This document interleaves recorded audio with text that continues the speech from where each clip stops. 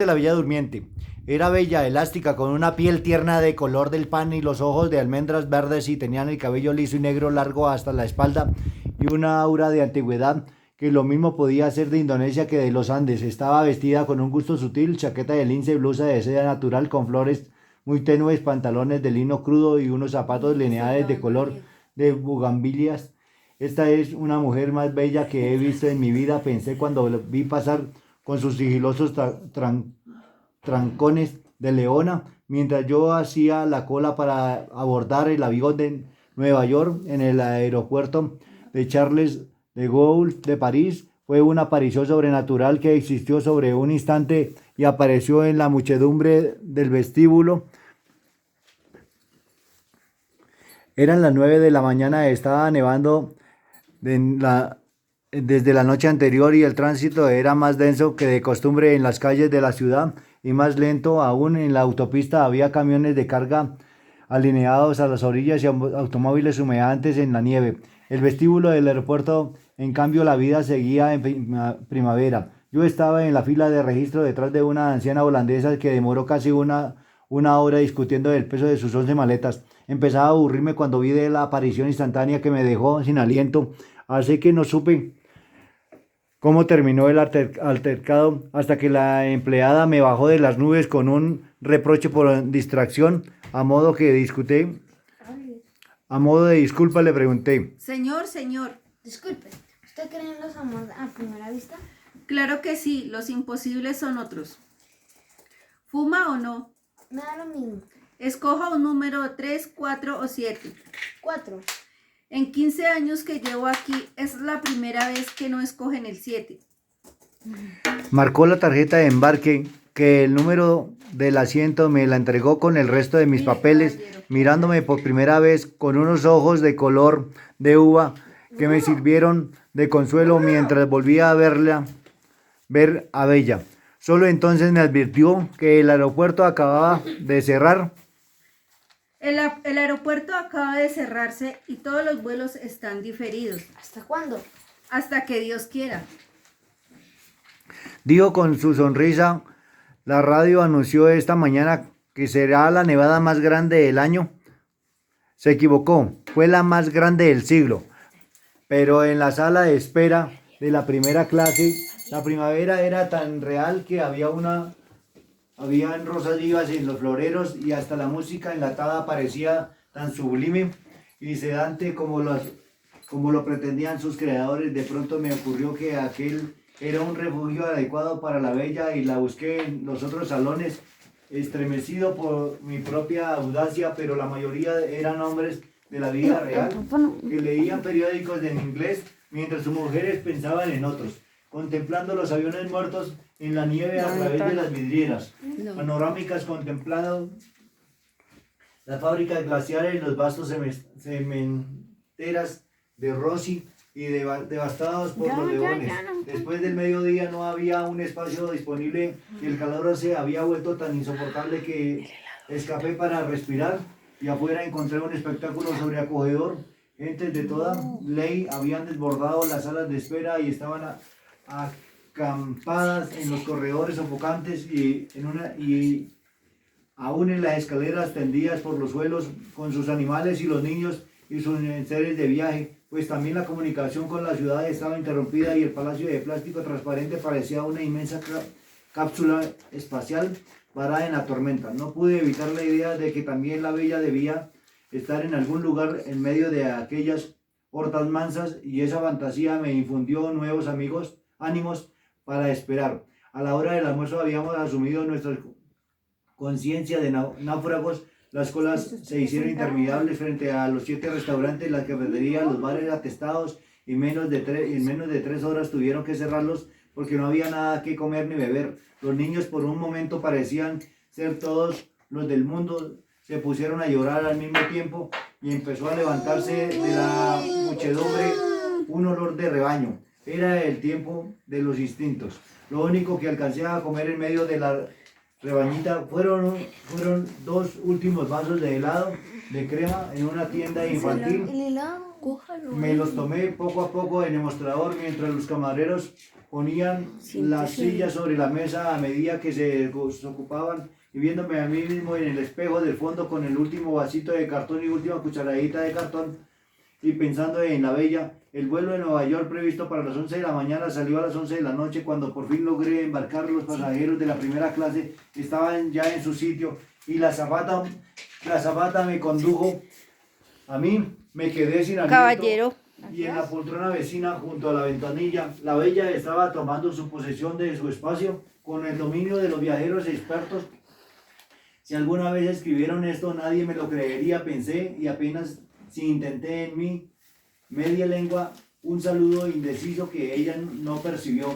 Se instaló como para vivir muchos años, poniendo cada cosa en su sitio y en orden, hasta que el lugar quedó tan bien dispuesto como la casa ideal, donde todo estaba al alcance de la mano. Mientras lo hacía, el sobrecargo nos llevó la champaña de bienvenida. Pidió primero un francés inaccesible y luego en inglés apenas más fácil, que no la despertara por ningún motivo durante el vuelo. Su voz grave, tibia, y arrastraba una tristeza oriental. Cuando le llevaron el agua, abrió las rodillas de un cofre de tocador con esquinas de cobre, como los baúles de las abuelas, y sacó 2 pastillas doradas de un estuche donde llevaba otras de colores diversos. Hacía todo de modo metódico y parsimonioso, como si no hubiera nada que no estuviera previsto para ella desde su nacimiento. Por último, bajó la cortina de la ventana, extendía la poltrona al máximo, se cubrió con la manta hasta la cintura sin quitarse los zapatos, se puso el antifaz de dormir, se acostó de medio lado en la poltrona, de espaldas a mí, y durmió sin una sola pausa, ni sin un suspiro, sin un cambio mínimo de posición durante las 8 horas eternas y 12 minutos de sobra que duró el vuelo a Nueva York. Fue un viaje intenso. Siempre he creído que no hay nada más hermoso en la naturaleza que una mujer hermosa, de modo que fue imposible escapar ni un instante al hechizo de aquella criatura de fábula que dormía a mi lado. El sobrecargo había desaparecido tan pronto como despegamos, y fue reemplazado por una azafata cartesiana que trató de despertar a la bella para darle el estuche de tocador. No la despierte. Ella dijo que no la despertara. Está bien, caballero. Y repetía la advertencia que ella había hecho el sobrecargo, pero a la azafata insistió para oír de ella misma que tampoco quería cenar. Tuvo que confirmárselo el sobrecargo, y aún así me respondió, porque la bella no se hubiera colgado en el cuello caballero. el cartoncito de la orden que no despertarla. Hice una cena solitaria, diciéndome en silencio lo que le hubiera dicho a ella si hubiera estado despierta. Su sueño era tan estable que en cierto momento tuve la inquietud de que las pastillas que había tomado no fueran para dormir, sino para morir. Antes de cada trago levantaba la copa y brindaba. Por ti, bella. Terminada la cena, apagaron las luces, dieron la película para nadie, y los dos quedamos solos en la penumbra del mundo. La tormenta más grande del siglo había pasado, y la noche del Atlántico era inmensa y limpia, y el avión parecía inmóvil en las estrellas. Entonces la contemplé palmo a palmo durante varias horas, y la única señal de vida que pude percibir fueron las sombras de los sueños que pasaban por su frente como las nubes en el agua. Tenía en el cuello una cadena tan fina que era casi invisible sobre su piel de oro, las orejas perfectas y puntadas para los aretes, las uñas rosadas de una buena salud, y un anillo liso en la mano izquierda, como no pareciera tener más de 20 años. Me consolé con la idea que no fuera un anillo de boda, sino uno de noviazgo efímero. Saber que duermes tú, cierta, segura, cauce fiel de abandono, línea pura, tan cerca de mis brazos maniatados, pensé, repitiendo en la cresta de espumas de champaña el soneto magistral de Gerardo Diego. Luego extendí la poltrona a la altura de la suya, y quedamos acostados más cerca que de una cama matrimonial. El clima de su respiración era el mismo de la voz, y su piel exhalaba un hálito tenue que solo podía ser el olor propio de su belleza. Me parecía increíble. En la primavera anterior había leído una hermosa novela de Yasunark Kawabata sobre los ancianos burgueses de Kyoto que pagaban sus sumas enormes para pasar la noche contemplando a las muchachas más bellas de la ciudad, desnudas y narcotizadas, mientras ellos agonizaban de amor en la misma cama. No podían despertarlas ni tocarlas y ni siquiera lo intentaban, porque la esencia de placer era en verlas dormir. Aquella noche, velando el sueño de la bella, no solo entendí que aquel refinado senil, sino que lo viví a plenitud. ¿Quién iba a creerlo? Me dije, con el amor propio exagerado por la champaña. Yo, anciano japonés, a estas alturas. Creo que dormí varias horas vencido por la champaña y los fogonazos modos de la película y desperté con la cabeza agrietada. Fui al baño. 2 lugares atrás del mío yacía la anciana con las 11 maletas despatarrada de mala manera en la poltrona. Parecía un muerto olvidado en el campo de batalla y en el suelo a mitad del pasillo estaban sus lentes de leer con el collar de cuentas de colores y por un instante disfruté de la dicha mezquina de no recogerlos. Después de desahogarme con los excesos de la champaña me sorprendí a mí mismo en el espejo, indigno y feo, y me asombré de que fueran tan terribles los estragos del amor. De pronto el avión se fue a pique.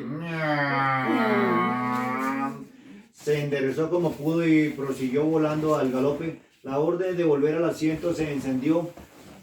Salí en estampida con la ilusión de que solo las turbulencias de Dios despertaran a la bella y que tuviera que refugiarse en mis brazos huyendo del terror. Caballeros, abrochen sus cinturones. Está bien. En la prisa estuve a punto de pisar los lentes de la holandesa y me hubiera alegrado, pero volví sobre sus pasos, los recogí y los puse en el regazo, agradecido de pronto de que no hubiera escogido antes que yo el asiento número 4. El sueño de la bella era invencible. Cuando el avión estabilizó, tuve que resistir la tentación de sacudirla con cualquier pretexto, porque lo único que deseaba en aquella última hora de vuelo era verla despierta, aunque fuera enfurecida, para que yo pudiera recobrar mi libertad y tal vez mi juventud. Pero no fui capaz. Carajo. Con un gran desprecio, ¿por qué no nací Tauro? Despertó sin ayuda en el instante en que se encendieron los ancianos, los anuncios de la terraza, y estaba tan bella y lozada como si hubiera dormido en un rosal. Solo entonces caí en cuenta de que los vecinos del asiento en los aviones, igual que los matrimonios viejos, no se dan los buenos días al despertar. Tampoco ella. Se quitó el antifaz, abrió los ojos radiantes, enderezó la poltrona, tiró al lado la manta, se sacudió las clines que se peinaban solo con su propio peso, volvió a ponerse el cofre en las rodillas y se hizo un maquillaje rápido y superfluo que le alcanzó justo para no mirarme hasta que la puerta se abrió. Entonces se puso la chaqueta de lince, pasó casi por encima de mí con una disculpa convencional en castellano puro de las Américas y se fue sin despedirse, sin ni siquiera agradecerme al menos lo mucho que hice por nuestra noche feliz, y desapareció hasta el sol de hoy en la Amazonía de Nueva York. Se fue.